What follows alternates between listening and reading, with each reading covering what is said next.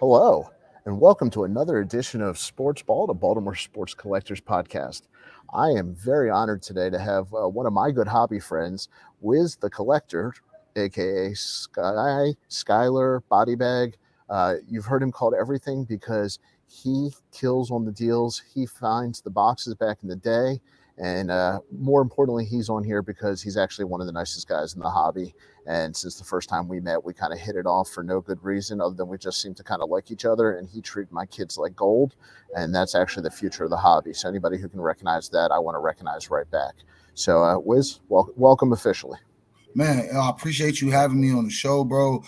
Definitely, and I appreciate the love that that you have for me, and also the love that and passion that your kids that we all share for the hobby. When I first met you, it was crazy because you had them on the headset, man. They're on the other side of the room and this side of the room making the deals, and you guys are always in contact with each other, man. And I mean, to me, when I met them, I'm like, man, these kids is serious business right here. Yeah, no, they probably do better than I do in most shows. Like you said, before they had cell phones. For those of you who don't know, I would take my kids to shows, and I hope my wife doesn't kill me when she hears this. Yeah, we went walkie talkie. They had the run of the room, and they could pretty much do what they wanted. And we just saw them doing their own deals, doing their own thing, and you know what? And there's a part of me as a dad that says, listen, it gets them reading, it gets them into math, it gets them into networking and social skills. However, please don't grab my kid's Zion bag. I can't afford to get that thing.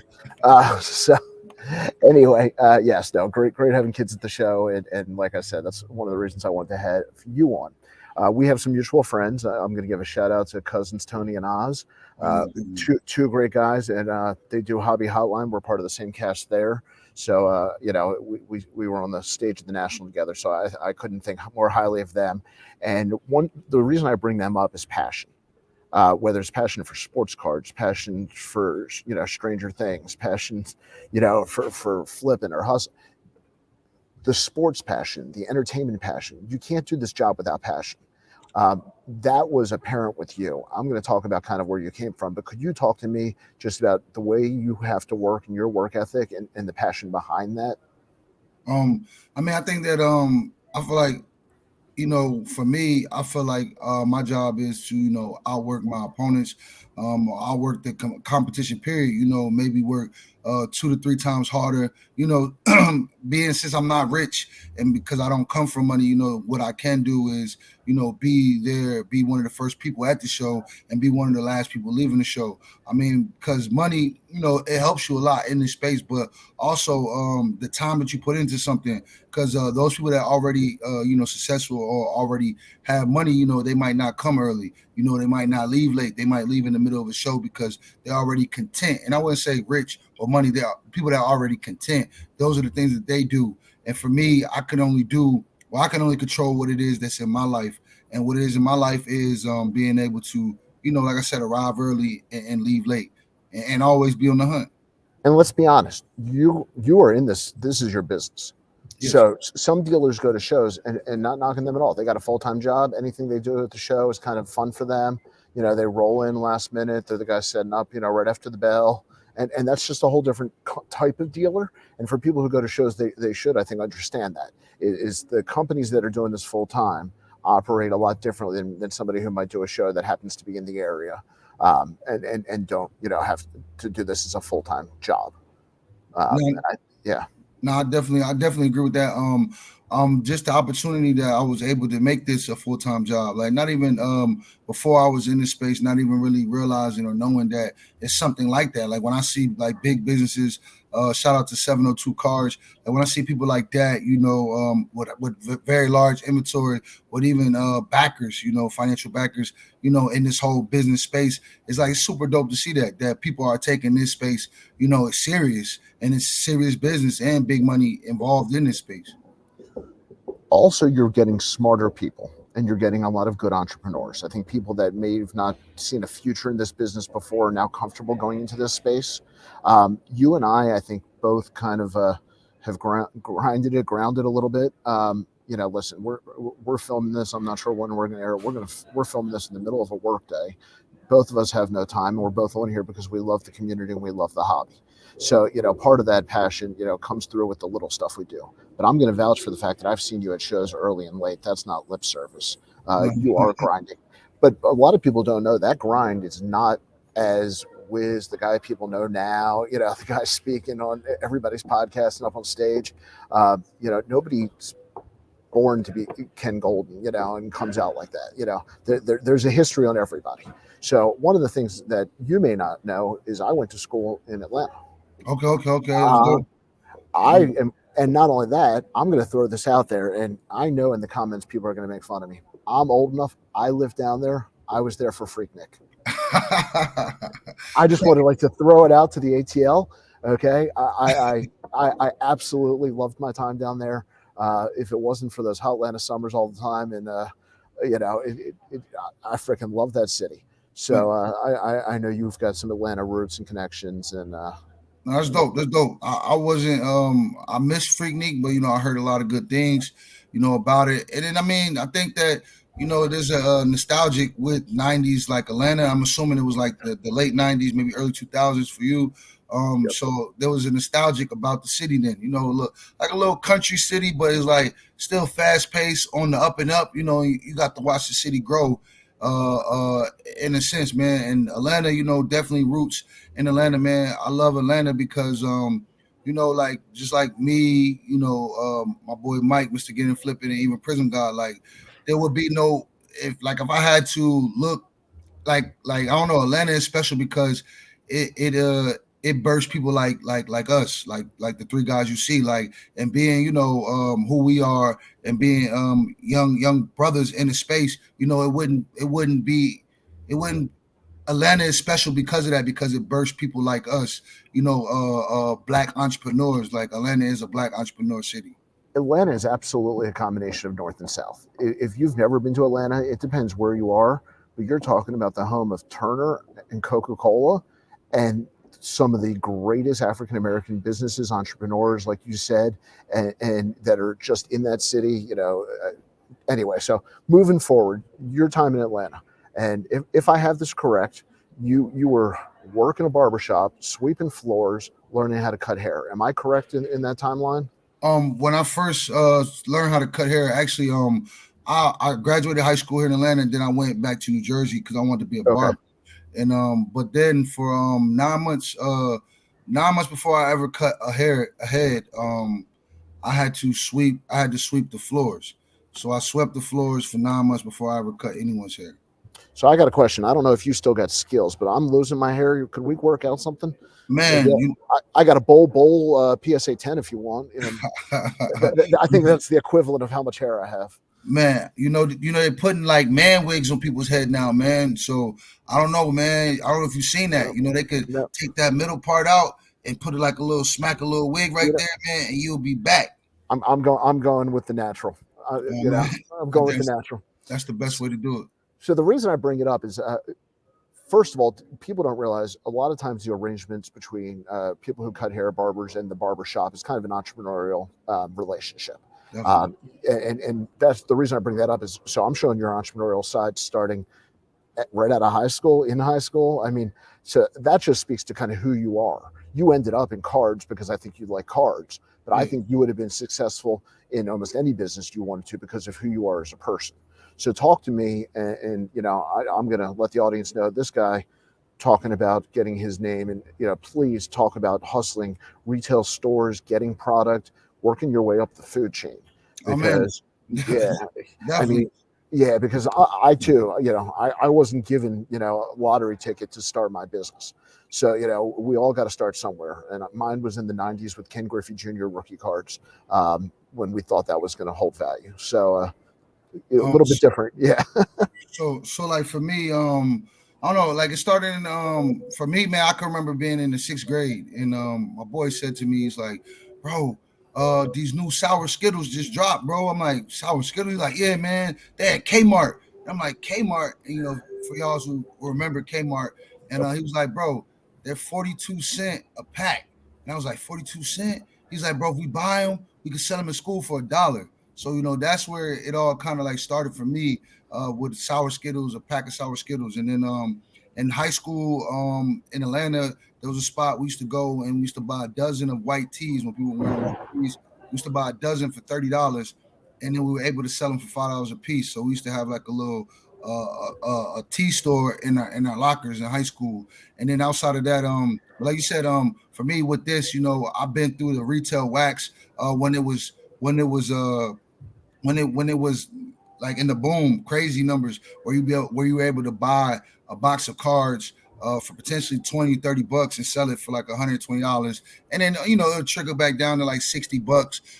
But yeah, I can remember, going through the city and locking this side of the city down and just, having that hustle mentality, man, waking up some days in searching for retail and not ever getting anything, but not letting that discourage me because, once you found it, that would be a great day. But also, having a great mentor, what I'm saying, letting me know that it wouldn't be forever. That I need to take this money and invest it in cards and move into that lane because retail wax wouldn't be there forever. And luckily for me, that's what I did. I didn't save it or I always cashed it out, but I also reinvested it into the hobby. So it wasn't just like I was extorting the hobby for the retail wax because I took the money and always put it into cards and sold those cards and bought more cards and then today, I don't do retail wax. If I went to the store today, I would buy a box, and just open it up and I'll be interested like anyone else. But to have that avenue in this space, it was definitely like it was great, man. But it was a lot of blood shed, blood, sweat, and tears, for lack of better terms. A lot of it was because I think that the retail wax market is one of the most competitive markets in this space. Where it's like people who pay off vendors, people who know the schedule, people who follow vendors around through the city. And like for me, I just never felt comfortable, following a older gentleman or older woman. So I would just try to time it or just wait around or whatever. I just didn't feel comfortable doing that because I wouldn't want someone to do that to my loved one, so I just didn't do that. That's some like Godfather stuff. Drop the cannoli, take the Bowman. Hey, what's crazy is my girlfriend, she always uses that line, drop the cannoli, take the gun. Yeah, take the gun. Drop the gun, take the cannoli. Yeah, that's what it was. She always used it. But the way you say it, I like it a little bit better. Right, drop the gun, take the Bowman. Yeah. So one of the things that, and everybody who's listening, I don't want to take for granted that they know exactly what we're talking about. A retail product is something where the manufacturer is going to say your chances of getting a good card are either less or zero for certain types of cards, and they're sold more in your Targets, Walmarts, stores like that. Then there's what's called a hobby box, which is typically distributed through a hobby store or a hobby connection, and then your odds or what they're going to guarantee go up, and that's why they cost more. So you talked about starting in retail. Did you move to hobby boxes or did you move into singles? What was your transition out of retail wax? Out of retail wax, it was more so singles. I always had a dream of breaking, but I really seen that it's like a long trip with that. And but I went from retail wax into singles, immediately into singles. Like I would take that money as soon as I got it, and I would go look for a card that I could buy. At that time, my grill card was a LeBron James Topps Chrome. I remember during the boom, I bought a BGS A5 for $2,700, and I think that they were selling at $3,200 at that time. And then just recently at the Nashville show, I sold a BGS 9 for $1,200. So that goes to show you like where the market is at today. And I don't know, like I transitioned from the wax to answer your question from wax to singles. Now, when I've seen you at shows, you're typically modern cards. Is that just because that's where you find the most liquidity, the most movement, the best business for you? Is that your comfort zone? Or is that just the way it kind of fell out and how people know you?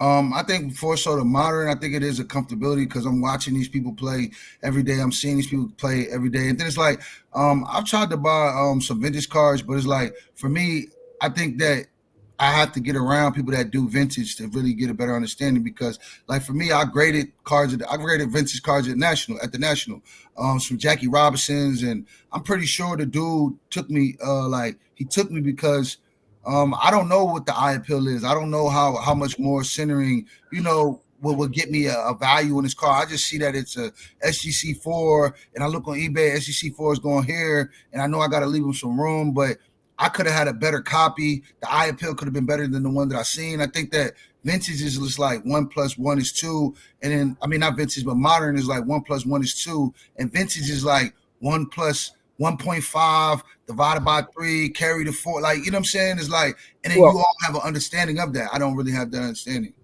well, first of all, check yourself in the y'alls because I'm not that old. Okay, Okay. okay. So, but you're right. I can't deny it. I'm totally a vintage guy. But I do both because I love exactly what you said. And this gets back to the passion for sports. I love watching the young guys. I love watching whether it's guys that get drafted. I love baseball minor leagues. So I actually live near a couple teams, so I can go cheap, and check out those top 100 guys. So I actually love that whole side of it. The sports fan in me actually loves the prospecting and the modern guys as much, a bunch. The businessman in me has been doing vintage for a long time, and I will say once you crack the code, I actually find it a lot more calming and a lot easier to do business, just because you have a history and you have nobody's going to tear an ACL. Yeah, So it takes that out of it. But yes, now you're dealing with a lot of people that have been staring at a lot of cards for a lot of years and have a lot of opinions, and it can get that can be a gray area to say the least. I've got a good friend of mine. I helped him buy a Jackie Robinson rookie recently, and his feeling was the exact same thing as yours. This number should be this price. I'm looking it up in VCP or whatever I'm doing, and how come I'm seeing $10,000 differences on the same number? yeah. And you're right. So I think the vintage community needs to do a much better education to the hobby in general. I think that's part of the turnover we're going to see in the next couple of years. Is hopefully that knowledge gets passed forward, and you can pass it down. That being said, I know you've had influences in your life. Some of them, you should give some shout outs to friends. Some of them, I know you've lost. We've all had influences in this hobby. Talk about those people in your life. Well, I mean, big shout out to my boy Prism God, which is, I mean, that's like my mentor, coach, a person to talk to. I talk to him almost shit, I mean, almost every day, really. So I mean, to have him, be able to help me out, through my situations and my deals, and just even trying to acquire values for one of ones or things like that. Like shout out to Jesse. Jesse just passed away not too long ago from Chicago. Big Jesse. Shout out to him, man. Shout out to Terry, Jeremy, my boy Evan. Man, I mean, every time I do one of these, it's always somebody that comes to me like, man, you left me out. Yeah, I don't want to turn this into the Academy Awards and get you in trouble or anything. But the part of the reason I say that is every time I see you at a show, you've got guys with you, and I know those are only the ones with you because I know you're talking to a million more on the phone, and every single time I see smiles and laughing. So I obviously you're enjoying what you do, even with the hard work. So how do you balance that when you have to make a profit and make your business and feed your family, put food on the table? How do you balance that with having fun at the show? I just think that even outside of like, because I never, I was 24 years old when I first started my business. So like with Prism God, we started a business. Me, him, and his cousin, we started a business in Dunwoody. We had an office in Dunwoody with a secretary, and my first business was when I was 24 years old. So like this is like, and like you said with the barbering thing, like with barbering, if you don't cut, you don't eat. You know what I'm saying? If you don't develop your own business, go out there and seek people that you don't eat. So it's like this is nothing new to me, man. I think that like like they say, pressure either builds diamonds or burst pipes. So it's like you can be on either spectrum of that, man. It's just like at the end of the day, man. I think that I read a book before. It was called a 4-Hour Work Week, bro. And then we all need to analyze what our worst case scenarios are. And a lot of times when we look at our worst case scenario, it's not as bad as we think it is. So to me, when looking at that, like that takes the pressure off of my back. And like don't get it twisted. Like I would never, I don't want to live with my mother, but like my worst case scenario is sleeping on my mother's couch with nothing, because my mother, she gonna love me and let me, if I, and that's not my case today, but it's like why not chase my dreams if that's my worst case scenario? Some worst case scenario is sleeping under a bridge or sleeping in their car or whatever. But if that's my worst case scenario, why not chase my dreams and go out there and go balls to the wall and put it all on the line, man, for something that I love and something that potentially can help me out in the future, and build generational wealth, man, or have a car that, one day, you may pay 10,000 for it, and 5 years later you can sell it for $1 million. Why not take the risk to do that? And then I always look at it too, man. Like, I could be doing construction somewhere. And construction, man, that's hard work. So, we're doing this, whatever the pains and tribulations is with this, man, you bear with it, man, and take it with a smile, man. Everyone is not the best person in this space. And I've been treated, this way, that way. But like I say all the time, like, man, there's so many good people in this space. Like people like you, man. I see you and the love that you give me, man. It's just like, it gives me a warm feeling inside, man, that makes it all worth it. And that's not like some cliche stuff, because it's not just you, it's other people too. And the love that I get, the genuine love, where people like when people come up to me like, man, body bag, like, I'm like, bro, people really listening to what I'm saying, man. It's like people really find it dope and interesting, man. And it's like, I never felt the love in a space like this, man. It's like I said before, I think that we all are to an extent, man, we all are rejects of the modern society, man, and we created a subgenre society where we all been rejected or felt rejected from society. And I think that's why that love in this space exists. And I think that's why we got to keep that love up and don't make people feel ostracized, because to me, a lot of times people come to this space because they've been ostracized by the, quote unquote, real society or real world. So we got to keep that love strong in here, man. And first of all, piggybacking on that, I couldn't agree more, and that's why you and I get along. But also, people don't need to be patronizing. Just be friends. Listen, there's no secret to this. You and I don't. I mean, maybe we did, and I apologize if I'm wrong. I don't think we've ever even done a cash deal together. No, we haven't. Right. That doesn't bother me. I don't care at all. Right. Like, we're in this, because you and I can see each other in who knows what state. Who knows, because where we're going to be, and it doesn't matter. I got a smile, I got a friend, I got a handshake, somebody to hang out with. I wouldn't hesitate for a second pulling up a chair at your table, and just talking about what's going on. And how many other businesses, can you say that about, where you have that connection, and it's just on the love of the same thing, you don't know that I got 3 kids and a wife, not that you should, but like, that except for seeing my kids at the show, our personal lives kind of stay out of the building sometimes, and we get into this hobby bubble, and a lot of it's really positive, and that's what you're talking about. And one of the reasons I do my podcast the way I do with the people that I want to have is I want to keep the good people in the bubble. Not and this is true in any business. I'm not picking on our business, but there's people you make relationships with that you can count on, and that'll help you moving forward, and that'll pick you up in tough times. And then you got people that'll walk all over you for that next penny. Listen, in the end, if you're that first person, you'll get 2 pennies in the end, more than the one you stepped over somebody for. So hearing you when you talk and you give interviews, or even with people face to face, you're always passing that kind of, pay it forward. It'll pay you back in return. Don't be afraid, to be nice to somebody, and don't be afraid to say no politely. Being nice doesn't mean doing a deal all the time. Being nice is being honest. Being nice is saying, listen, I like that card. I just can't put that much cash into it because I there's too much risk. That, some people are scared to say that. Some people want to beat up the card, beat up the seller, and do all this negativity out of their own insecurity, as opposed to making those genuine relationships. And there's nothing more honest than somebody going up to a table and dealing with somebody who's going to be honest to them and not make them feel bad if a deal doesn't get done. And I just want to say that to other dealers, because you're fantastic about that. Whether or not you do a deal or don't do a deal, I don't see people walking away upset.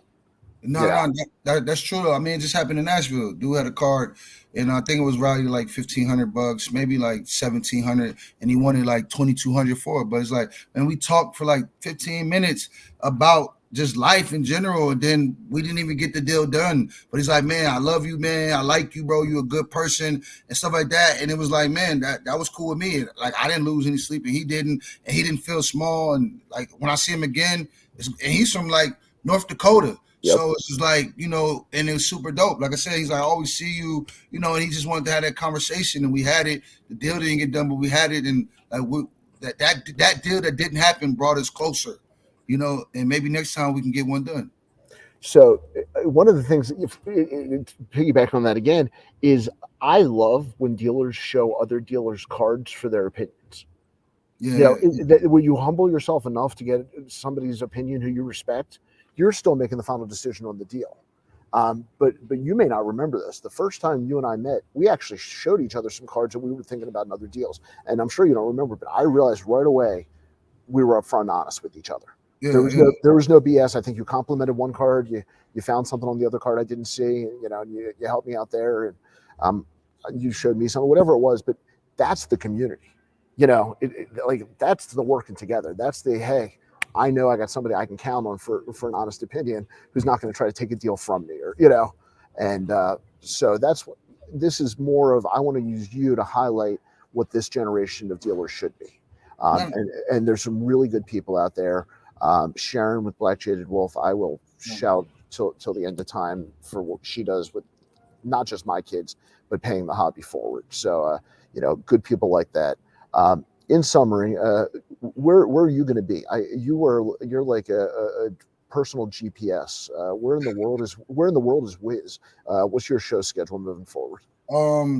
Dallas is going to be this week. After Dallas is San Francisco, and then after San Francisco, I don't really know after that. We just left Nashville this week. Yep. After San Francisco, but it's like my boys, like my boy Mike, Mr. Get It and Flip It, is like he's kind of like the one that schedules shows like months in advance. So I call him like at Dallas when I see him. I'm like, bro, what we doing at San Francisco? And he'd be like, just show here, show here, show here, show here. So it's like he's going, and we'll choose together like where it is we want to go. But yeah, bro, we definitely. Oh, I think after San Francisco, it may be Chicago, and then after that, I'm not sure. I don't know if you guys will make it to Philly, but I might be up there. So okay, yeah. We might go to Philly also one more time. But yeah, man, it's just trying to be everywhere, man, and while you still can do it, do it. And like I said, man, you only live once, man, so you might as well just go balls to the walls, man, and see what happens, man. absolutely. While you're young, do it, because one day you'll be on the other side of YouTube talking to some young dealer and and talking about how you used to have hair and cut it. So man, definitely, man. I always say though, man, shoot for the moon, man. If you miss, you still land amongst those stars. Stars. Yep, that's one of my favorite quotes. And the other one is, don't forget, Bill Gates dropped out of college, and Jeff Bezos wanted to start a bookstore. That's crazy. Imagine that. And so you never know. Just go for what you want, and there's plans out there for you, and if you can make that happen for yourself. So, all right, where can people find you? Social media. I know we're going to run to the bottom, but give all your information. How people can find you. You can find me on Instagram. That's the best place to find me. Is Whiz the Collector. It's definitely floating on the bottom. Whiz the Collector, man. Feel free. Hit my inbox, man. If you have any questions, any concerns, man. I'm 100% transparent, man. I always reach back out to people, man. I'm not one of those guys that's going to hoard information or don't want to give you information because, man, I could tell you whatever, man, but the grind is so separate. So at the end of the day, like, if you're not willing to get up and do it and make it happen, it doesn't matter what I tell you. It doesn't matter if I give you inside tips or who people are buying or whatever. But if you don't make that happen, and my thing is like, I don't look at it like you're my competitor or whatever, because like you can never, to me, in my opinion, you can't outwork me. But I would love to see you do it, because you would only give me motivation to work harder, man. That's what we do for each other, So reach out, man. Hit Whiz up. And I'm here for everybody. And I don't do it often, but if you're on my podcast, that means I vouch for you. If you guys run across Whiz and his entourage at a show, that you're getting an honest answer, if nothing else, and you're going to be treated fairly. So that's the biggest compliment I can give to anybody in the business. Whiz, thank you, my friend. I appreciate you, Danny, man, for sure. Thank you. I hope it was painless, and I certainly want to have you back again. All right, for sure, man. Anytime, man. Reach out. Let me know whenever you're ready. Absolutely. Well, for everybody watching, this is another edition of the Sports Ball Podcast.